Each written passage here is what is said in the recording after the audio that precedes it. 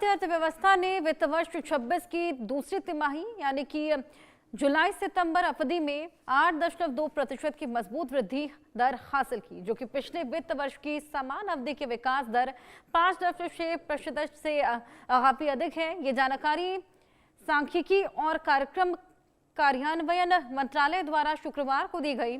इससे वित्त वर्ष 26 की पहली छमाही में विकास दर 8% की हो गई है, जो कि वित्त वर्ष 25 की पहली छमाही में 6.1% थी। मंत्रालय ने कहा कि चालू वित्त वर्ष की जुलाई सितंबर अवधि ने देश की नॉमिनल जीडीपी में 8.7% की दर से इजाफा हुआ है। सरकार की ओर से जारी बयान में कहा गया कि रियल जीडीपी वृद्धि दर के 8% से ऊपर निकलने की वजह द्वितीयक और तृतीयक क्षेत्र का मजबूत प्रदर्शन था। वित्त वर्ष 26 की दूसरी तिमाही में द्वितीयक क्षेत्र की वृद्धि दर 8.1% और तृतीयक क्षेत्र की वृद्धि दर 9.2% रही।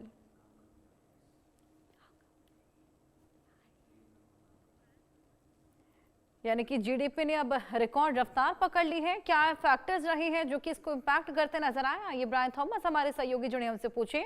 ब्रायन, जीडीपी ने रफ्तार पकड़ी है, कौन कौन से फैक्टर्स इंपैक्ट कर रहे हैं जीडीपी को? भारत की इकोनॉमी ने फाइनेंशियल ईयर 2026 की जुलाई सितंबर तिमाही में 8.2% की स्ट्रॉन्ग ग्रोथ दिखाई है।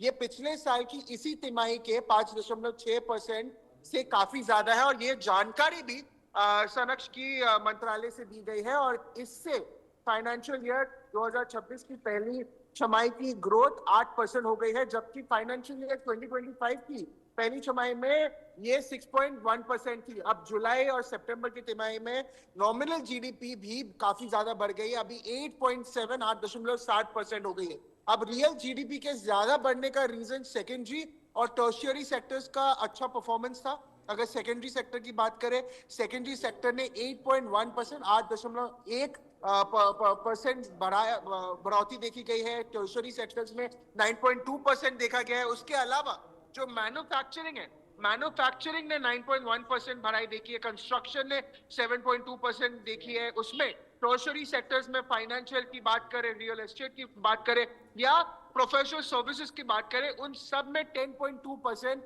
बढ़ोतरी नजर आई है। उसके अलावा अगर कृषि सेक्टर्स की बात करें, जो कि एग्रीकल्चर सेक्टर्स है, उसमें 3.5% बढ़ोतरी देखी गई है। बिजली, गैस, वाटर सप्लाई जैसे सेक्टर्स 4.4% बढ़े हुए हैं।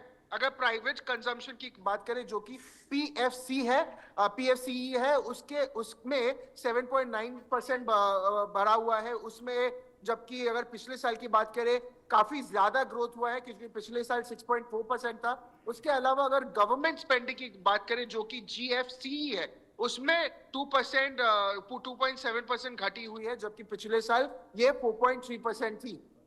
इसके अलावा निर्यात जो कि एक्सपोर्ट्स है, एक्सपोर्ट्स भी 5.6% बढ़े हुए हैं, जिसमें पिछले साल 3% थे। आयात की बात करें जो कि इंपोर्ट्स है, वो भी 12.8% बढ़े हुए हैं, जबकि पिछले साल वो सिर्फ 1% थी। जी बिल्कुल, वाकई ये जो रफ्तार पकड़ी है, ये तमाम फैक्टर्स इंपैक्ट करते हुए नजर आए हैं। बहुत शुक्रिया ब्रायन ये तमाम जानकारियों के लिए।